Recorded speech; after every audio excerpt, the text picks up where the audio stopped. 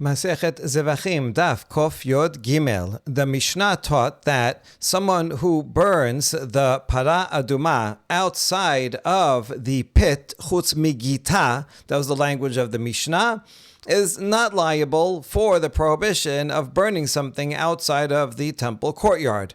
For most korbanot that have to be slaughtered and burned in the temple courtyard, if you take them out of the temple courtyard and slaughter or burn them outside, one violates that Torah prohibition and gets karet. However, para aduma is not a typical korban. It is not slaughtered in the courtyard, nor is it burnt in the courtyard, but rather it's done on Har HaZeitim, and has to be, it says, in front of, parallel to, within sight of the Kodesh, so that the Kohen will sprinkle the blood in the direction of the Kodesh, but it's from far away, Har HaZeitim. So obviously, it's supposed to be done outside of the courtyard. Okay, so good. Certainly one will not be liable for burning it outside of the courtyard, but the question is there any definition of where it does have to be and places where it cannot be? So the Mishnah said, if you burn it outside of Gita, so Gita is the proper place that you're supposed to be slaughtering it and burning the para aduma, and that is a pit. That is a specific pit that's designated for this activity on Har HaZeitim. Very good. Now we want to ask, my chutz migita, since it's anyway, in any case, outside of the courtyard of Yerushalayim, so the Gita maybe could be anywhere. What's special about it? What does that mean outside of the Gita that the Mishnah is mentioning? Amar Resh Lakish, chutz makom baduk la. Resh Lakish says, outside of a place that is inspected to make sure there's no tumah there. There could be graves anywhere, especially on Har HaZeitim. If we would have to go there today and find a place somewhere in Har HaZeitim where there's no graves, you'd have a lot of difficulty finding anything like that. And so there might be a grave anywhere, any place, and so one has to dig down to see maybe there's an unmarked grave that someone is buried underneath there, and you can't do the para aduma in a place of tum'ah.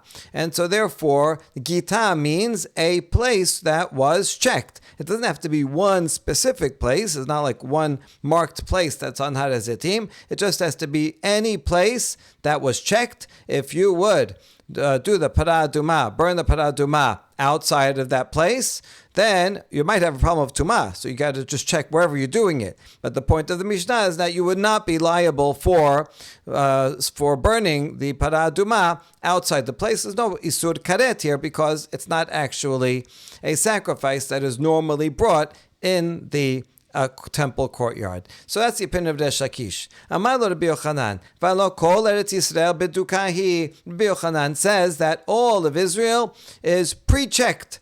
We'll see why in a few minutes. Why Rabbi Yochanan says that has to do with the Mabul, and whether the flood happened in Eretz Yisrael or not, and if not, then we don't have to worry about bodies buried underneath from the time of the flood. That's what Rabbi Yochanan is going to say. But rather, just regular people that die and are buried, and so those people, you can figure out where they're buried, and you don't have to worry about these ones that are underneath, whereas Shakish says the flood occurred in Eretz Yisrael also. Okay, we'll get to that machloket in a minute. But the point that Rabbi Yochanan says that all of Israel is already inspected for impurity. If there's a grave, there's going to be a marker there. There's graveyards. We know where they are. And otherwise, even if you didn't do it in this pit, but you did the burning of it somewhere else, it's not a problem. So what's chutz migita talking about? It's okay to do it elsewhere. Ela amar Rabbi Yochanan, kegon sheshechata lifnim min chomat Yerushalayim. So instead, we have to explain, according to Rabbi Yochanan, what is chutz migita? He has the same Mishnah. He has to explain it. Rabbi Yochanan says that chutz migita means that if one slaughters it within the walls of Yerushalayim. So this is not the proper way to do it, because the pasuk says, here's the pasuk, untatem ota el Elazar HaKohen. So we take a para aduma, we give it to Elazar HaKohen, ve'osi ota el mechus hamachaneh v'shachat ota lefanav. He's supposed to take it outside of the encampment and do the shechita there. The next two Pesukim are going to be relevant in a minute, so let's read them. Velakach Elazar HaKohen midamaha be'esba'o v'hizah el nochach peneh hol moed midamaha sheva pe'amim. Elazar HaKohen is going to take from the blood with his finger and sprinkle it in the direction towards the front of Ohel Moed 7 times. V'saraf et ha'parah le'enav. And then he's going to burn it. We're going to end up connecting these words, saraf and v'hizah. So v'hizah clearly has to be in the direction and within sight of the Kodesh, and so saraf is connected to that. And so is in the previous pasuk v'shahat. So if we connect these verbs in these 3 pasukim, then it would have to be in the same place. Okay, so we'll get to that derivation in a minute. But anyway, so far we see that it's supposed to be outside the walls of Yerushalayim. Now, what if you did it inside the walls of Yerushalayim? So that's what it means, chutz migitah. Gitah is a proper place that's outside the walls. Let's say they did it wrong, and they did it within the walls of Yerushalayim. Okay, that's not what this pasuk says. However, you wouldn't call this that you slaughter, the prohibition of karet, for slaughtering something outside. That prohibition does not apply to parah adumah at all, even if you end up slaughtering it within the walls of Yerushalayim. Okay, we ask, Velokma kegon sheshechata chutz lachoma shelo keneged hapetach. Now we ask, Rabbi Yochanan, are you telling me that as long as it's outside the walls, that's the proper place? Anywhere outside the walls? It could be anywhere. How come Rabbi Yochanan doesn't say that chutz migitah means somewhere outside the walls that's not in front of the entrance of the Bet HaMikdash? It has to be in front of the entrance, meaning in the line of sight that you could see the entrance of the Bet HaMikdash. This would be from the east side. That's where that's where Har HaZeitim is. If you're on Har HaZeitim, when the Bet HaMikdash is standing, you could look into the entrance to the Kodesh, right into the entrance to the right into the Bet HaMikdash, and you could see the entrance, the gates of the Kodesh of the Hechal. And so that's the proper place, has to be there on the east side. So how come Rabbi Yochanan is saying, Gita means anywhere outside of Jerusalem. Chutz migita means in the walls of Yerushalayim. That would be the improper place that the Mishnah is referring to. And even though that's the improper place, you don't get karet for that, of the karet for the prohibition of slaughtering something outside the courtyard, because anyway, it's not supposed to be in the courtyard. Why is Rabbi Yochanan being so general? Why doesn't he say something more specific and say that Gita means on Har HaZeitim, which is in front of Ohel Moed, has to be on the eastern side of the Bet HaMikdash, and Chutz Migita means if he does Shechita outside the walls, but not in front of the entrance, in a different direction. That would be Chutz Migita. And then the Mishnah would teach, even though you did it there, which is not supposed to be because of the pasuk that we just read, nevertheless, there's no Isur Karet for slaughtering it outside the courtyard, because there's not something that you could bring in the courtyard anyway. After all, Rav Ada bar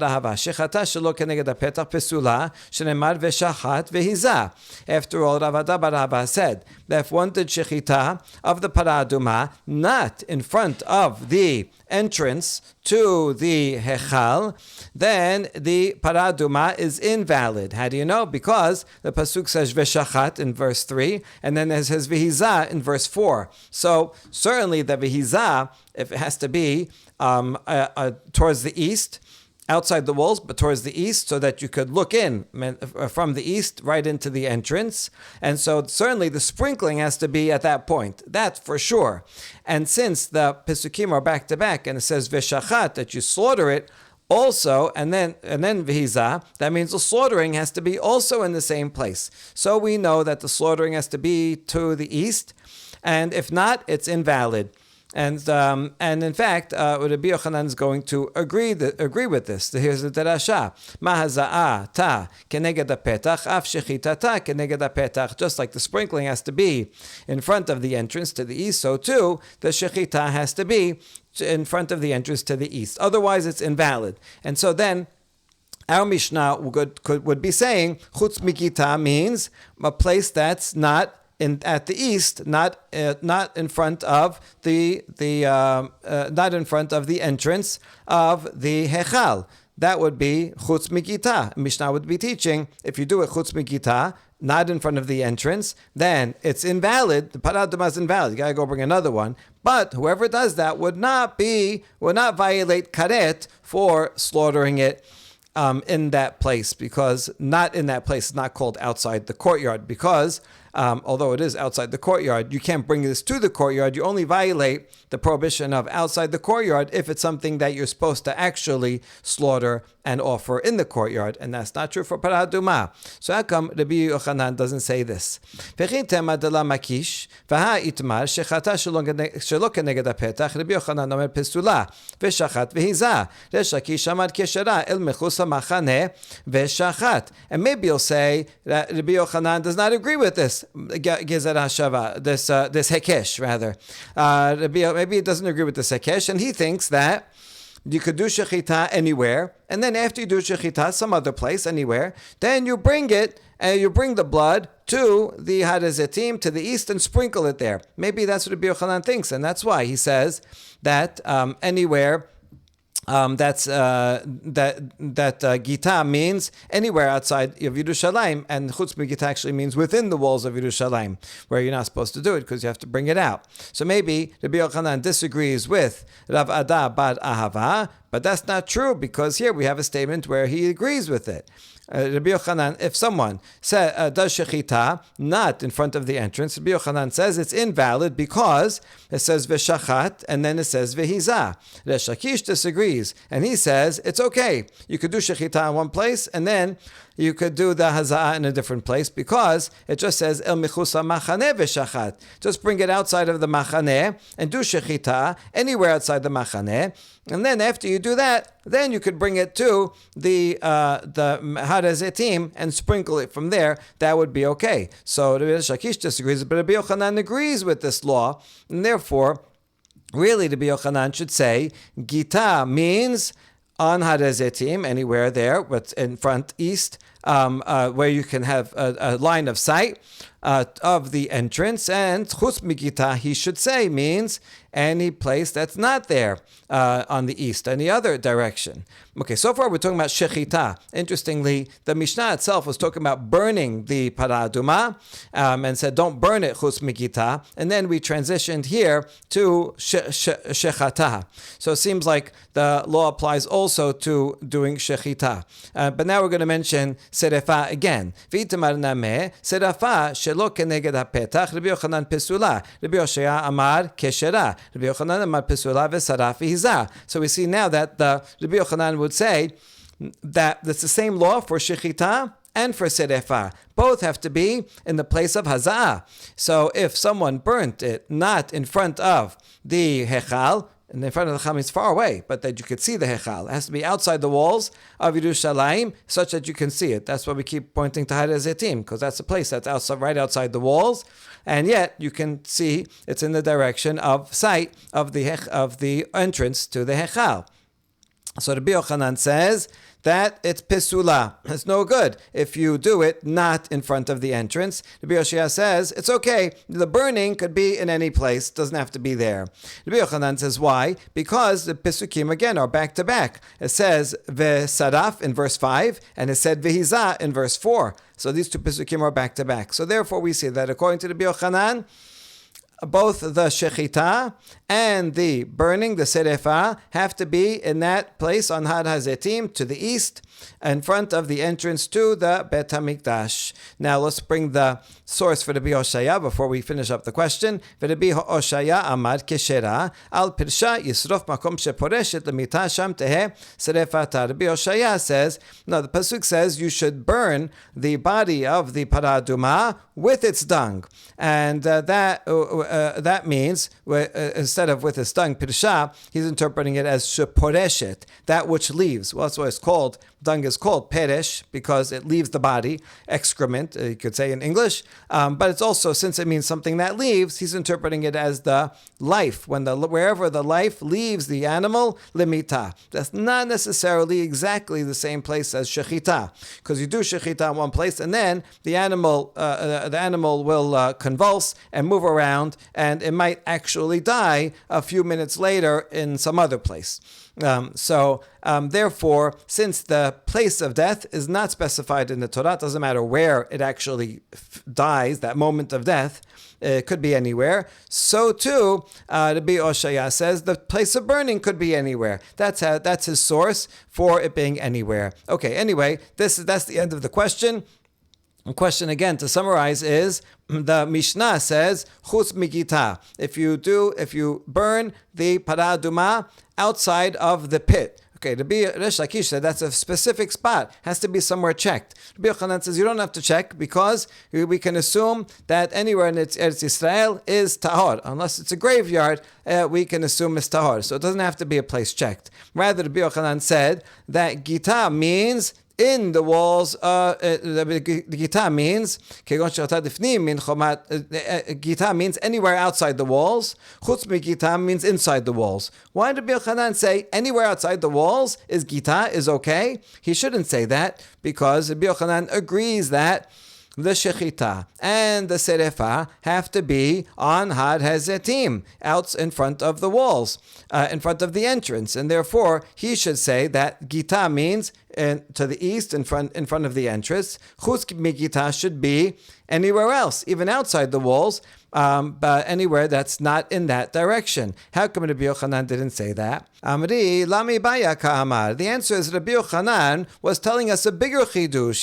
He didn't bother telling us something that was so obvious. Lami baya chutz lahoma darachoker rahaka. I don't even have to tell you that if a place that's far away, outside of the walls of Yerushalayim, that's not going to be in the proper direction, obviously that would be the wrong place and that would be invalid. That's for sure. Everybody knows that. Ela afilu lifnim min hachoma, he's giving us a bigger chidush, that even inside the walls, the karube karba, that's closer to the kodesh, ve'ema titkashar, kamashmalan, I might think that it's valid if I slaughter it inside of the walls, then look, it's even closer. So maybe it's okay, maybe it's valid. That's why Rabbi Yochanan chose the wording and said, if he slaughtered it inside of the walls of Yerushalayim, where you might actually think it's good, no, that's chutz migita. That's also called chutz migita.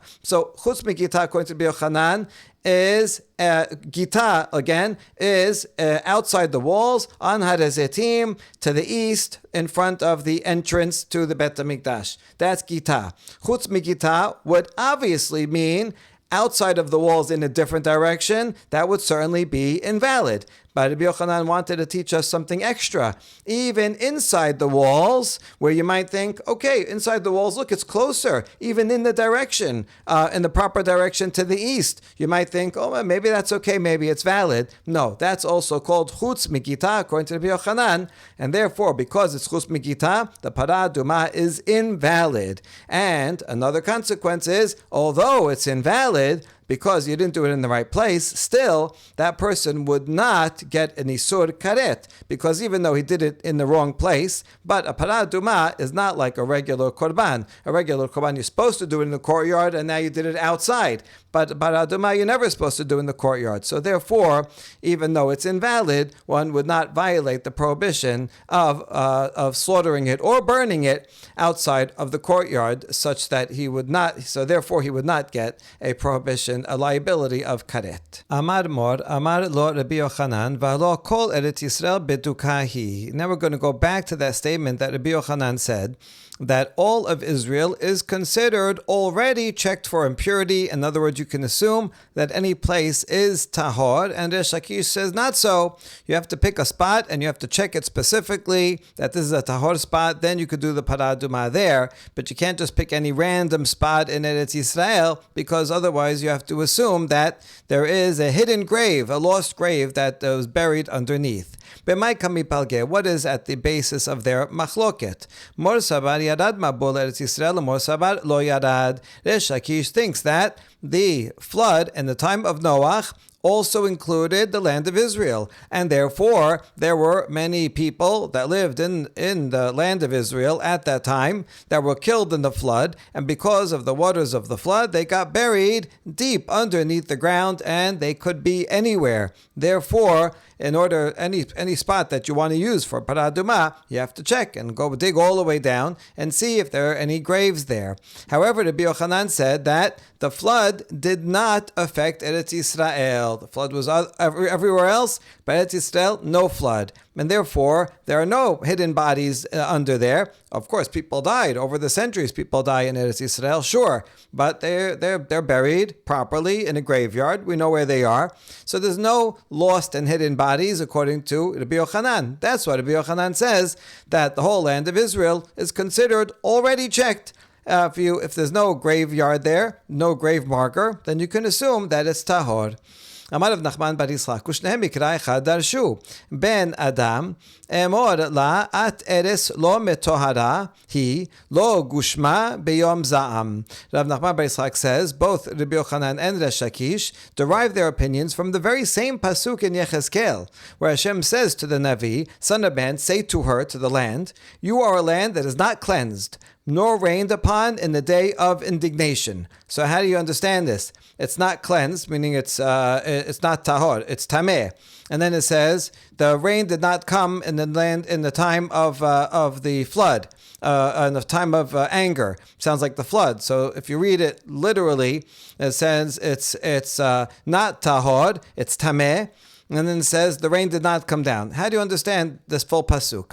Two ways. Rabbi Yochanan savar, itamuhi metama kera. Eretz Yisrael mi lo metohara at kelum yardu alayich geshamim biyom za'am. Rabbi Yochanan says you have to read it rhetorically. The land of Israel, are you not tahor? You are tahor. After all, did the rain come down upon you in the time of anger? No, it did not. Since the flood did not come upon you, so there's no hidden bodies there, and therefore, aren't you tahor? Yes, you're tahor. V'resh Lakish savar kifshateh. Eretz lo metohara at, mi lo yardu alayich geshamim biyom za'am. Resh Lakish reads the beginning of the pasuk, not rhetorically, straightforwardly, kifshateh. Straightforward meaning, as it says, you are a land that is not tahor, you are tameh. After all, didn't the rains come upon you in the time of anger? Didn't the flood come upon Israel also? And therefore, at a time of the flood, many people die and it gets all mixed up with the dirt and everything, and they're buried deep underground, and therefore it's tahor. So depending on if you read the first half of this pasuk rhetorically or not, you'll come to opposite conclusions. Now we're going to have a number of challenges, one against the other of these two sages. Resh Lakish challenges Rabbi Yochanan from a Mishnah in Pe'ah that says, חצרות היו בירושלים בנויות על הסלע, ותחתיהן חלול מפני קבר התהום, ומביאים נשים מעוברות, ויולדות ומגדלות שם ביניהם לפרה. Mishnah teaches that as part of the process of the Parah Adumah, in order to ensure that the entire process, no tumah will come into the process. So part of the process, you need to get water from a spring, and the water has to be tahor. Now, here's the problem. What if the person that goes to get the water is himself tameh? He's going to walk over to the spring, and on the way, maybe he'll step on a place that's tameh, and he'll become tameh. And then the water, he's going to touch the water, and then he's going to carry the water. The water is going to be tameh. You're going to use tameh water for the Parah Adumah. So we have a problem. We have to ensure that the person that's going to get it will be tahor and be tahor the whole way. So the sages went to an extraordinary length, hard to believe, that in order to make sure that the water would be collected in a tahor way. What did they do? There were courtyards in Yerushalayim that were built on the foundation stone. So they dig all the way down to the foundation. And they had a space, they dug a space underneath, a hollow space. The law is that even if there is a grave in underground, even if it's deep underground, the tumah will go all the way up. The only thing that could stop it is a hollow space of 3 tefachim. So if you have a hollow space and then another layer of something, then the tumah will stop there. So they went to the bedrock and they dug underneath a layer, a hollow space, and then a platform on top. And so maybe nashim, and that courtyard. So now you know that courtyard. There's for sure no tumah on that courtyard. There's probably no grave anyway over there because they went to the bedrock. But even if there is, they dug this hollow space, so tumah will not extend above the courtyard. So and then they brought women who were pregnant. Okay, tahor women, they're pregnant, and they would give birth tahor from tumat met, and they would give birth on that platform and raise their children their entire lives. Poor kids, weren't allowed to leave that courtyard, because if they would leave that courtyard and step foot on the ground anywhere else, they might become tameh lamet. Okay, so they have to grow up their whole lives, go to school, everything, only on that platform, on that courtyard. Now, while they're still young children, so young boys, so that we know there's no problem of tumat keri. They would bring oxen. Now they have to get off they have to eventually get to the pool, to the spring of water. So how are they going to get to the spring of water without becoming tameh? So they brought oxen, and on the oxen they put doors, meaning just a wooden plank on it. So that when they're sitting on top of the wooden door, that would also block if there was tumat met under the ground where the ox was walking, then the door would block it with the space in between. And these young boys would be sitting on top of these doors, on top of the oxen, and they would be holding stone vessels. Stone, because stone cannot become tameh. So then for sure the vessel is tahor. In fact, archaeologists found stone vessels. Stone vessels are hard to use, hard to make. So nobody would use stone vessels unless they were concerned about tumah and tahara. So we can tell villages that in Israel that and when they lived and where and when they were concerned about tumah and tahara based on the findings of stone vessels. So that's stone vessels. Umileu ve'ashubim koman. So they'd get to the Siloam pool, and then they would get off the ox and fill it up. They didn't have to worry that there's bodies at the spring. There was no bodies there. They'd fill up these cups and they'd go back on the doors on top of the oxen, and then they would walk to the Bet HaMikdash and deliver the water there. Okay, so this is an extraordinary Mishnah. I don't know if this was ever actually done. The main point of this Mishnah is a counter, because the rabbis were actually lenient regarding Parah Adumah in a different area for a Tevul Yom. They said a Tevul Yom, someone who was Tameh and went to the mikveh before the sun set, Tevul Yom can burn the Parah Adumah. In fact, the rabbis would do this on purpose, make a Kohen Tameh and make him burn it before sunset in order to counter the opinions of the Sadducees. So because they were lenient in one area and did not what they wanted to make sure that people didn't think that this is a lenient thing, they had to be extra stringent in another area. You have to balance out. Every leniency has to be balanced out with a stringency. So that's the reason that we have this Mishnah that's so stringent.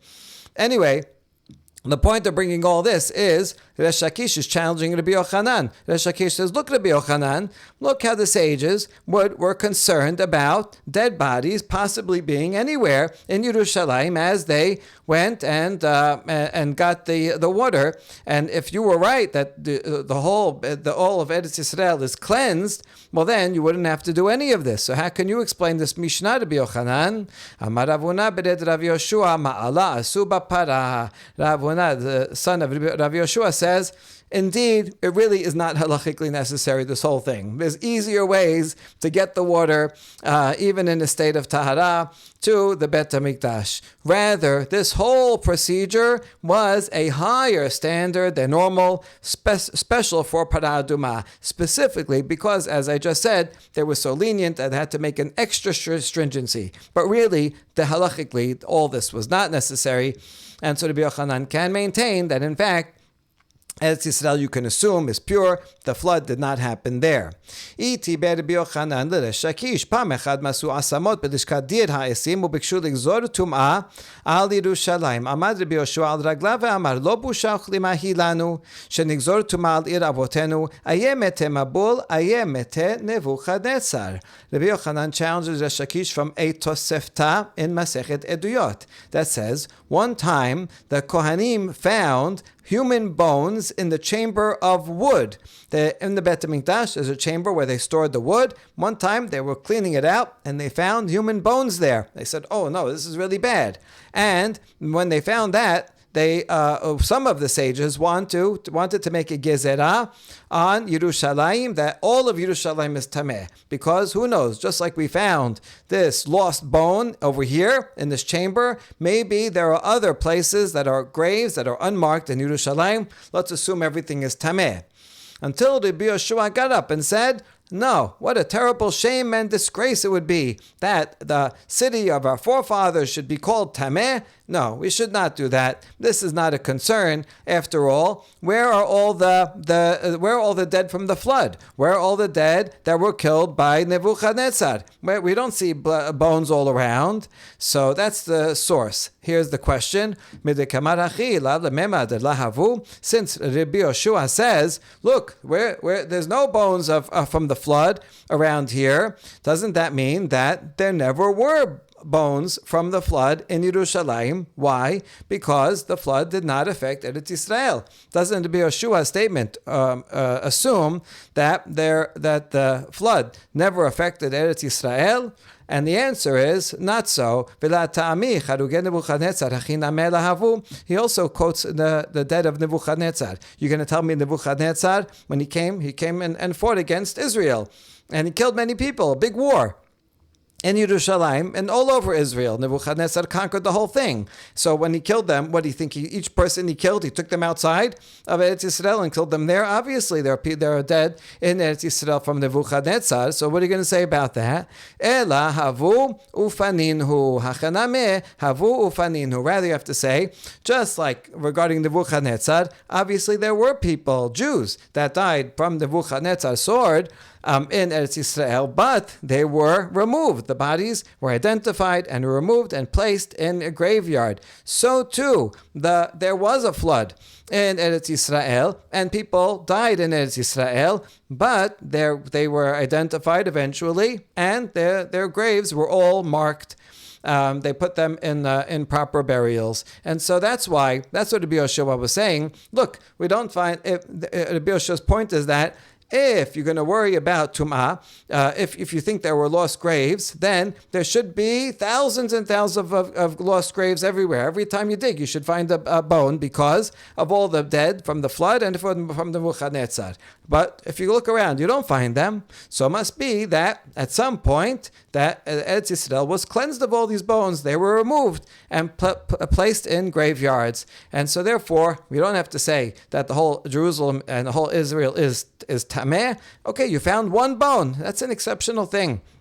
But otherwise, we can assume that the Yerushalayim is in fact tahor. Now we ask, V'i ipanu ha ipani. Now challenge to Resh Lakish. If in fact they were removed, so they were removed. So Resh Lakish, how come you say that you have to get a special spot designated, a pit for Para Aduma? Otherwise, you have to assume it's tameh. Why would you assume it's tameh? Even according to you, Resh Lakish, that says that the flood happened, but here we just have a source that says even though the flood happened in Israel, nevertheless the bones were removed. And the answer is Nehidi panem Yerushalayim mikolatz Yisrael lai paneh. No, this source was only talking about Yerushalayim. It said Yerushalayim here. Yerushalayim there they made sure to go around, and Yerushalayim, a holy city, they wanted to get all the bones out, so they did a special search and removed them. But that's not true for all of Eretz Yisrael, and Parah Adumah is being burnt outside of the walls of Yerushalayim, and that's why Resh Lakish would agree. In Yerushalayim, you can assume that there's no bones, but outside, the flood was there, and we have to assume that there are bones buried that are not identified outside of Yerushalayim in Israel. Some have a different version of this whole discussion. It was actually the other way around. Resh Lakish challenged Rabbi Yochanan and said, Ayemete mabul ayemete Nebuchadnezzar. Ma'ila midehane havu hanena mehavu. Resh Lakish asks from the same source, where Rabbi Yoshua says, where are the dead of the flood? Where are the dead from Nebuchadnezzar? And see, they're comparing one to another. Just like Nebuchadnezzar, certainly there were dead from his war that were killed in Israel. So too, there were dead in Israel from the flood. Doesn't that mean that the flood did for sure happen in Eretz Yisrael, and there are bones still that we have to worry about? And the answer would be, Midirya hakedite v'hakedite. Well, you're comparing them? These are two different stories, two different occasions, and one is like this and one is like that. The dead of Nebuchadnezzar, yes, they died in Israel, and they were all over, okay, and eventually they were cleaned up. But the ones of the flood, no, they were never dead from the flood. Rabbi Yochanan can say, because the flood did not happen in Eretz Yisrael. So even though Rabbi Yoshua mentioned both, but they're actually two different stories and two different reasons why you wouldn't find their bones. Another challenge from Resh Lakish against Rabbi Yochanan. Pasuk says, everything on dry land died. Bishlamat ledidi amina yarad mabul eretz Yisrael mishum hachi metu ela ledidach amai metu. It makes sense, this pasuk, according to me. I say that the flood happened in Eretz Yisrael, and that's why everything on dry land died. But according to you, why did everything on dry land die? Why does the pasuk say that? After all, in Eretz Yisrael, that's part of the land, and according to you, everything in Eretz Yisrael would have lived. All the people, all the animals, everything in Eretz Yisrael should live if the flood did not go there. But the pasuk says everything on all dry land died. So Rabbi Yochanan, how do you explain that?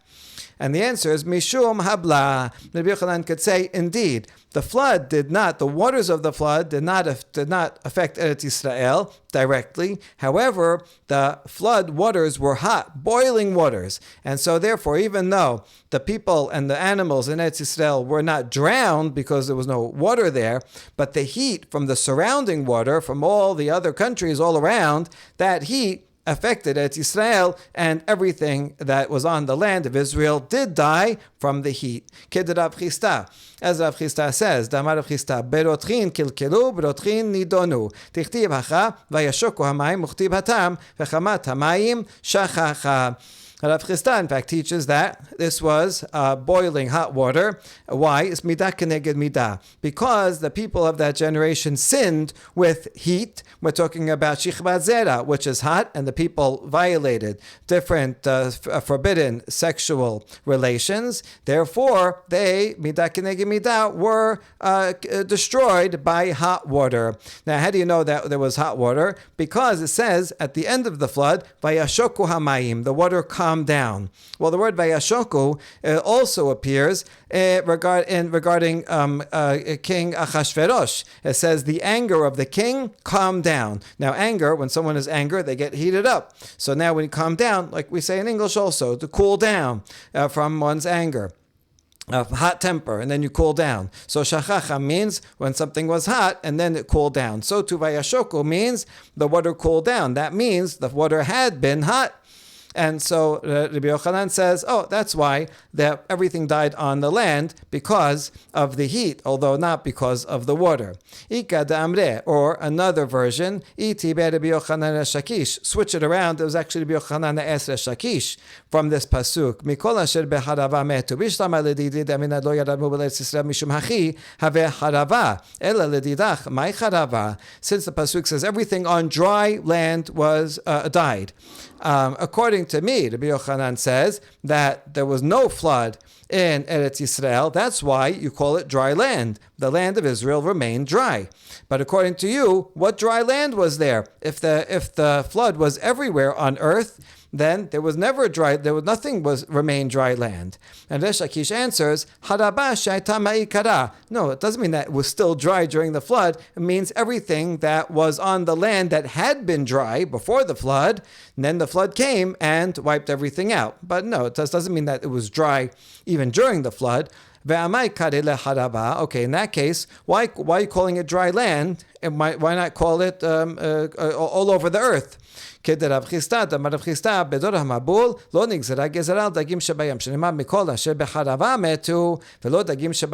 it's specific. It calls it on the dry land to distinguish from the seas, as Rav Chisda said.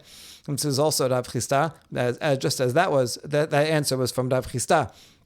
Rav Chisda says in the generation of the flood, the decree that everything should die did not apply to the fish in the sea. They lived. But how do you know? Because it says anything that was on dry land died. That's why the pasuk couldn't say everything on earth, everything in the whole world died. Not true. Everything that lives in the seas and the ocean lived just fine. And it's everything that was on the land that was dry, now that was flooded. But in fact, all the land became wet. Even the land of Israel.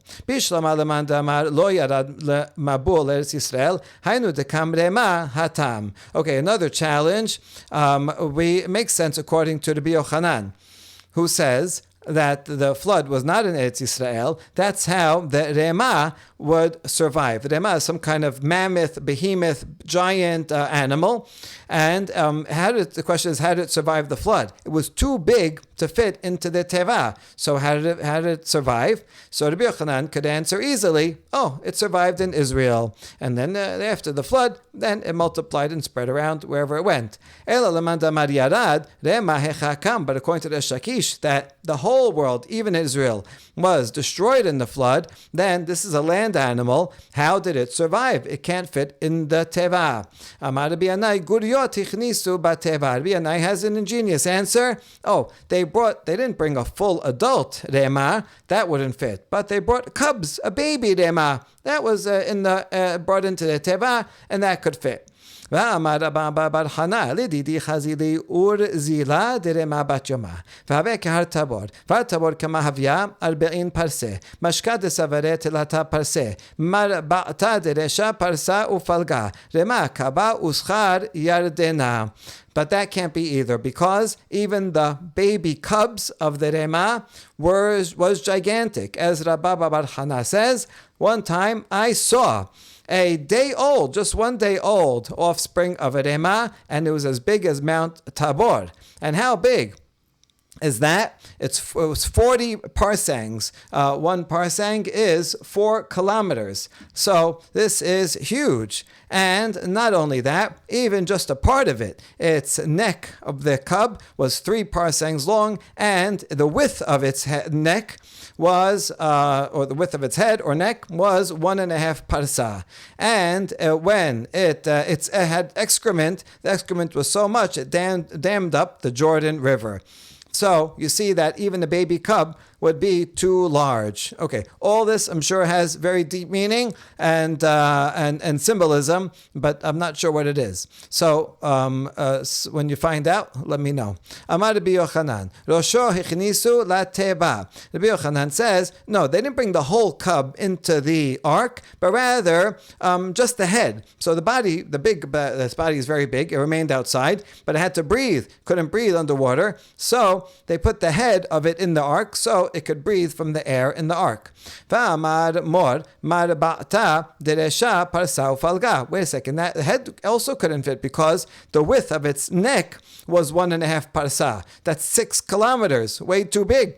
Can't fit into the teva. So that also wouldn't work. Ela rosh hotmo hichnisu lateva. Okay, not the whole head, just the tip of its nose, just a bit of its nostril, they got into the teva just so it could breathe, but the rest of the head was outside. Hold on, how come Rabbi Yochanan was the one giving an answer and saying, oh, it was just only the head that they put in? Rabbi Yochanan said that there was no flood in Eretz Yisrael, so the Rema could live on the dry land in Eretz Yisrael. Why is he trying to explain this according to answering a question for Resh Lakish? And the answer is indeed, L'dibrei Resh Lakish Kamar. Rabbi Yochanan was only saying that the head of it they put into the, or the head, or just the nostril was placed into the teva so it could breathe. He was saying that just to help his colleague Resh Lakish give an answer. But for Rabbi Yochanan himself, he doesn't need any of this. He could just say that the Rema lived on the land in Israel where there was no flood. Now, okay, back to Resh Lakish. Now we have the nostril of the Rema is sticking into the window in the ark. Wait, but it's moving. So now the rest of the body is not on the land, so it's going to fall off. Amar Resh Lakish karnav kashru bateba. Oh, they tied its horns to the ark, so that kept it attached to the ark. So then when the ark was floating high up, the rest of the body was still attached to the ark, and so would not fall down and drown. Hold on. We said above that in the generation of the flood, because they sinned with hot things, therefore they were punished with hot boiling water. So how could the Rema survive if its whole body was outside and was mixed up in the boiling water? Wait, if you have that question, once you bring up the boiling water, we have more questions. How could the teva survive? It was covered with pitch to make it watertight, and if it's in boiling water, it would melt away. And then the water would come in. And also, remember that midrash about Og Melech HaBashan, he survived the flood. How did he survive? He was hanging on to the side of the ark. Well, if it's boiling water, then how would he survive outside of the ark? Rather, you have to say that there was a miracle, that the water that was surrounding the teva was cooled down, and that's how Og survived, and that's how the pitch of that was the waterproofing did not melt, and that's also how the Rema survived. It was boiling water elsewhere, but around the ark, it was nice temperature water. Rabbi Shimon ben Lakish, Nihina me deyarad mabul Eretz Yisrael, v'ha lo pash. Da'amar Resh Lakish, lama nikra shema mesula, shekol mete mabul nistalelu sham. According to Resh Lakish, even though the land of Israel was affected by the flood, but the corpses, the remains, did not stay in Eretz Yisrael. After all, Resh Lakish said regarding a pasuk in Yeshaya that says that Bavel is called Mitzula. And he asked, why is Bavel called Mitzula, something that sinks? It's because all of the corpses from the flood sank into Bavel, so that even though there were people in Eretz Yisrael who died because of the flood waters pushed them all into Bavel. So it's making fun of Bavel also as a place of impurity. But the point is that even if the flood was everywhere, still the land of Israel would be cleansed. Rabbi Yochanan happens to say something that is in agreement with Resh Lakish here, that why is Bavel called Shinar? Because Nin'aru were deposited. All the dead of the flood were deposited there. And so you see that even if the flood was in Eretz Yisrael, all the remains went to Bavel, so Israel should be cleansed. How come Resh Lakish thinks, as worried, about lost graves in Eretz Yisrael? And the answer is, it's not possible that there weren't some of the bones of the people that got stuck in the mud, even in Eretz Yisrael. So yeah, most of them went to Bavel, but some might be still stuck in Eretz Yisrael. That's why Resh Lakish was worried, and you have to check each spot. Once we quoted this pasuk in the derasha, we have yet another one. Why is Bavel called Shinar? Because it shakes out or causes to sink all the wealthy people. The wealthy people there, they become poor. Wait a second. We look around. We see there's a lot of wealthy people in Bavel. And the answer is, telata dare la mashche. They don't last 3 generations. There are some wealthy people. They might be there for 1 or 2 generations, but eventually the family will lose its wealth. Amar bi ameh. Kol ha'ochel me'afara shel Bavel, kilu ochel besad avotav. The previous statement might be to discourage people from remaining in Bavel, encourage them to go to Eretz Yisrael to make aliyah. And if you say, oh, but we're wealthy here, we want to keep our wealth, don't worry, your wealth, you're not going to keep it anyway in Bavel. It's going to go away in 1 or 2 generations. And so, right, don't count on one's wealth in Bavel.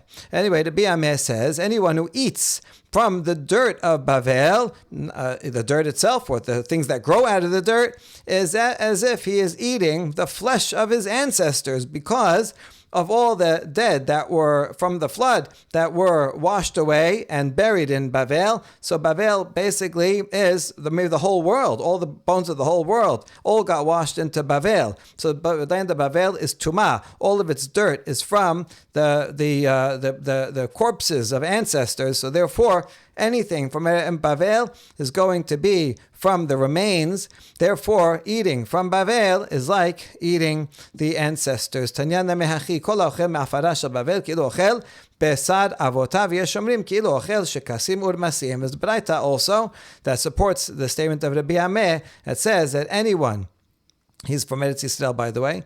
Anyone who eats from the earth of Bavel, it's as if he is eating the flesh of his ancestors. And others say it's as if he's eating creepy crawlies that they also died in the flood, and their remains also were absorbed into the ground of Bavel. And therefore, Bavel is a place of Tum'ah, literally, figuratively, and Eretz Yisrael is a place of Tahara, both literally and also figuratively.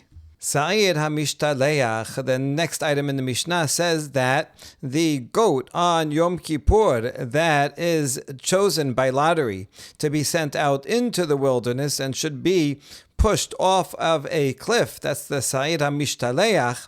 If someone would, instead of pushing it off the cliff, the Kohen would go and do shechita of it outside of the temple courtyard, they would not be liable for violating this pasuk, because you only violate this pasuk and chayav karet if it's ve'el petach ol moed lo hebi'o. If it's something that you were supposed to bring and slaughter and offer in Ohel Moed, in the courtyard. But the Sa'ir HaMishtaleach is not slaughtered or sacrificed in the courtyard. And therefore, one would not be liable. It's not the right thing to do. You're supposed to push it off the cliff. But if he did shechita outside, then there is no punishment of karet. Urminhi, and now we're going to cite a baraita that is going to teach the opposite, that if someone slaughters Sa'ir HaMishtalech outside of the courtyard, then one would be liable for karet and violating this pasuk. Let's see how this baraita derives it. O korban. The word o should not be in parentheses here. It's not part of the pasuk. We're quoting this pasuk here. Korban l'Hashem. So we learn from here that this pasuk, this prohibition of slaughtering outside the courtyard, is going to apply to anything that's called korban. So, what does this teach? The word "o," we jumped into the middle of this midrash halacha. So the word "o" is continuing from something before that. Before that, we were talking about non-sacred animals. Would you violate this halacha if you slaughtered a non-sacred animal in the temple courtyard? You're not allowed to do that, but that's a different prohibition. You would not violate this prohibition, which has karet on it. That's what came before. So then we said, or maybe the word korban might teach us something else, as follows: Shomea ani afilu kodshe bet habayit shenikru korban shenemar vanakreb et korban Hashem. We learn that even kodshe bet habayit, that's something that is sanctified, is donated to the Bet HaMikdash, but not for its intrinsic value as a sacrifice, but rather only for its monetary value. So if I donate something like jewelry or stuff, then that's going to be only designated for its monetary value. I could redeem that and give the money or something else instead. An animal can be donated in either way, depending on how you formulate it. You can donate an animal as a sacrifice, that's intrinsic holiness, or one can donate an animal for its monetary value. And then it wouldn't have to be slaughtered. You could always just give the monetary value of it and redeem it. Okay, so I might think that koche bedek habayit are also called a korban and should be included in this. Where do you see that koche bedek habayit are called a korban? Shenemad v'nakreb et korban Hashem. In the war with Midian, when the generals came back and reported their success to Moshe and that they had a lot of spoils of war, they came back with it also a donation. V'nakreb, we brought the korban laHashem. And the continuation of the pasuk says that they got jewels of gold, armlets, bracelets, signet rings, all just gold and silver monetary things. And so you see that those things are called korban laHashem. And therefore, you might think that also an animal that was designated as koche bedek habayit, if one slaughters it outside, one would still be liable to karet, because it's also called a korban. If even jewelry is called korban, and certainly an animal that's bedek habayit would be called korban. That's what you might think. Therefore, Talmud Omar ve'petach ol moed lo hebi'o mi shera'ui lavo be'ol moed yas'u kodshe bedek habayit she'enan re'uyin. That's why in the beginning of the pasuk it says, only for something that should have been brought to Ol Moed as a sacrifice, and you didn't bring it as a sacrifice, official sacrifice, meaning that its consecration was intrinsic holiness. So if it's something that should have been brought to Ol Moed, should have been slaughtered in the courtyard, and wasn't, then one would be liable to karet. But that excludes kodshe bedek habayit. If it's an animal that was only designated for its monetary value, and you slaughtered it outside the courtyard, there's no punishment of karet for that. Now it makes sense that we should exclude from liability items that are not fit to be sacrificed.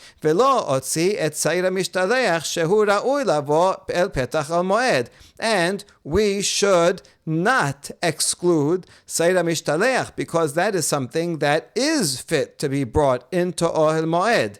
Talmud Omar laHashem lo si Saira Mishtaleach she'eno miyuchad laHashem. And therefore, when it says laHashem, only something that will be a korban laHashem, and that, according to this text here, that is going to exclude Saira Mishtaleach, because that is not specifically designated to be offered to Hashem. It's not offered on the Mizbeach, but rather sent into Azazel. According to this version of the text, it would mean that Saira Mishtaleach also is excluded from the halacha, and you would not get karet. In that case, there's not so much of a contradiction. And so Rashi has this text and tries to find somehow where the question is, but it's not much of a question. Instead, we should look at the manuscripts, which is also the text that is in Rabbeinu Hananel, and also you can see is the text that Rambam had. And here it's represented in the manuscript that's in Columbia University. That says, Yachol Shani Motzi Av Saira Mishtaleach. It's the Hava Amina. You might think that one would exclude Saira Mishtaleach. Talmud Omar laHashem lerabot Saira Mishtaleach. That's why it says laHashem, to include. It's the opposite of the printed edition that says lehotzi, but actually it's supposed to include. You see, the Defus Vilna also has lerabot. So the word laHashem is coming to include Saira Mishtaleach, that one is also liable if one takes Saira Mishtaleach and he instead takes it outside the Bet HaMikdash. Instead of throwing it off the cliff, he does shechita to it outside of the temple courtyard. He is liable to karet. Okay, this version is much stronger, and now we have a clear contradiction between this Baraita and our Mishnah. La kashya. No, there's no problem. Kan kodem hagrala, kan le'achar hagrala. The baraita that says one is liable, that is before they do the lottery. Before they do the lottery, you have two seirim. These two seirim are consecrated to be korbanot. and then you pick one of them. One of them is going to be a regular sacrifice, an inner sacrifice, very holy thing, as blood will be sprinkled on the inside of the Kodesh and Kodesh Kodashim. So clearly that's a sacrifice. So before the lottery, both of them are consecrated, and one of them is going to be an actual korban. If one at that point would take one of those before the lottery and slaughter it outside the courtyard, that's when that person would be liable to karet. That's what the Baraita was talking about. When the Mishnah said that it's excluded, that's talking about after the lottery. Once you do the lottery, so then one of them is going to be offered on the Mizbech. That's a regular korban. Yes, you'd be liable if you took that one out and slaughtered in the courtyard. That's a regular korban. But the other one, now that you did the lottery, is no longer going to be a regular korban. It's not going to be slaughtered in the courtyard. And therefore, the prohibition leaves. And if you take that and after the lottery and slaughter it out in the courtyard, one is not liable. Okay, so that makes sense. But one more question. Wait a second. Even after you do the lottery, still you have to do vidui on it before it can be taken out of the temple courtyard to go and be sent off the mountain. He has to do vidui. So vidui is what's going to make it into the Sa'ir La'azazel. It's not only the Goral, not only the lottery, but you need to do the vidui also. Ela marab maneh la kasha kan kodem vidui, kan lachar vidui. Okay, so we update the answer, and instead it's the vidui that changes it. If it's before vidui, then still it's just a regular korban. And if you took it outside, then one would be liable. That's what the Baraita is talking about. But once you do vidui, now it's designated as the Sa'ir HaMishtaleach. And so now it changes its identity, and no longer is it a regular korban. Now it's something, once you do vidui, now you could take it to be pushed off the mountain. So that means you're not going to slaughter it anymore in the Mikdash. And since it's not going to be slaughtered in the Mikdash, the pasuk does not apply Be'el Ol Moed. And therefore, the Mishnah is talking about after vidui, if one would slaughter it instead of pushing it off the mountain outside the courtyard, then one would not be liable to karet. Baruch Adonai Le'olam. Amen ve'amen.